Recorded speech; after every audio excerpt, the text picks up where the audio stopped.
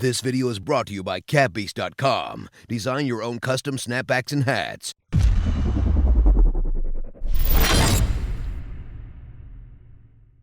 Paul Pierce's journey from the rough streets of Inglewood, California to the hardwood floors of the NBA has been one of the most motivational yet scary stories of all time. As a matter of fact, it nearly cost him his life. Growing up as a child, Paul Pierce was a sharpshooter who turned to basketball to avoid being involved in Inglewood's streets and its gangs. Although Pierce dreamed of becoming the next Magic Johnson, he still had a lot to prove as a player. Over time, he eventually grew into his bulky frame and embraced his role as a team leader, guiding his Inglewood High School team to a division championship.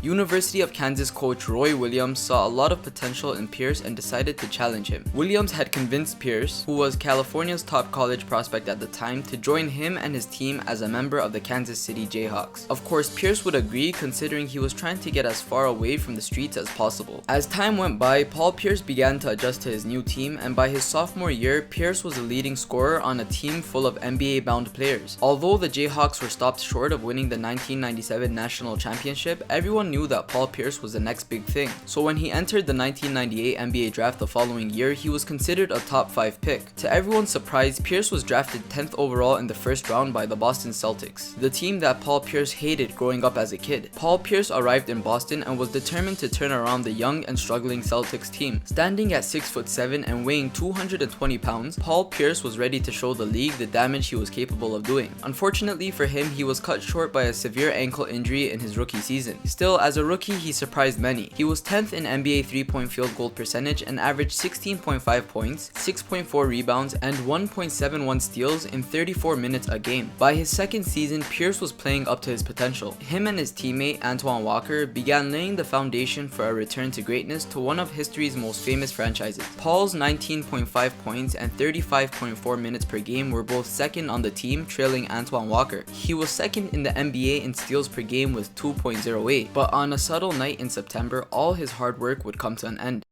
On September 25, 2000, weeks before the rising star began his third season with the Celtics, Pierce was a victim of a violent stabbing. Pierce was stabbed 11 times in the face, neck, and back, and had a champagne bottle smashed over his head at a facility called the Buzz Club. The club was a late-night dance club in the Boston Theater District. Pierce was stabbed at the private event while in the pool room in the early mornings at around 1 a.m. Luckily for him, he was with several friends, including at least one teammate. Tony Batty, Pierce's teammate at the time, along with Batty's brother, saved him by rushing him to a nearby hospital. The 22-year-old player had to undergo lung surgery to repair most of the damage on his collapsed lung. One of the stab wounds had gone as far as 7 inches deep. The Celtic star laid there fighting for his life. After being stabbed, Pierce remembered saying to himself, "I hope I don't die. I just want to make it through this. Am I going to live?" Former Celtic star and coach Tommy Hainson said Pierce had been wearing a leather jacket which helped protect him. Witnesses claimed that Pierce was attempting to separate a fight when he was stabbed. Police said they were investigating witness reports that the fight involved people connected to a local rap group called Made Men. However, till this day, no one knows what the fight was about. Witnesses claimed there were as many as 20 people involved in the fight at the club that night. Unfortunately, nobody was arrested, at least at the time. The nightclub, which operated under different names at different times of the week, would be blamed for allowing an assault and battery happen on its grounds. Several other violations had previously happened at the club, including at least 2 assaults in that year. Anyhow, while Paul Pierce fought for his life in the Boston hospital, the city was desperate for the truth about what happened to their local hero. On September 28, 2000, 2 of the 3 men wanted by police in the stabbing turned themselves in. 31-year-old Tony McRae and 34-year-old Trevor Watson appeared at a Boston police station at 7:30 p.m. with their lawyers and surrendered. There was a warrant issued for Hurtson, Watson, and the last suspect, 28-year-old William Ragland, charging all 3 with assault and battery with a dangerous weapon. Hurtson was accused to have used the bottle that was smashed on Pierce's head, while Watson and Ragland were alleged to have used a knife. All 3 men were members of Made Men, a rap group that witnesses reportedly told police might have had a connection to the stabbing the night it happened. 2 women had testified before a grand jury identifying all 3 defendants 10 days after the stabbing. It would take almost 2 years after the stabbing for the accused men to go to a jury. Conflicting stories and denied testimonies made the case even more of a mystery. A couple of years later, all 3 defendants charged with trying to kill Paul Pierce were acquitted. 2 of the men were convicted on lesser charges and were even found innocent of armed assault with intent to murder in the attack. However, the jury finally reached the verdict on its 4th day. In the end, Ragland and Watson were both convicted of assault and battery, while Ragland received an additional conviction of assault and battery with a dangerous weapon. Ragland was facing up to 10 years in prison for the assault with a dangerous weapon conviction and another 2.5 years for the assault and battery. Watson was looking at 2.5 years behind bars. Unfortunately for Trevor Watson, he would return back to his cell after being sentenced to 30 years in prison for the attempted murder of a drug enforcement agent in 2010. Paul Pierce himself said, "I'm happy this has come to an end. It was an unfortunate incident for all involved, and I'm looking forward to putting it behind me and focusing my attention on the upcoming season." Less than a week after the stabbing, Paul Pierce walked out of the New England hospital on his own and back onto the basketball court. Although he was playing at half his strength, he was the only Celtic to start all 82 games that year. Despite being seriously injured in the attack, Pierce led the Celtics in scoring during the 2000-2001 season with a 25.3 points per game average. Casey Jones, a former Celtic standout and coach, said he was very lucky. He had the Angels on his side. In 2003, 2.5 years after the attack, Paul Pierce paid $2.5 million to help expand the medical center that helped make his recovery possible. Pierce stated, "This is an opportunity for me to give back to the hospital that was there for me when I needed it." And although William Ragland was found guilty of attempted murder and Trevor Watson was convicted of assault and battery, the truth about what happened that September night still remains a mystery.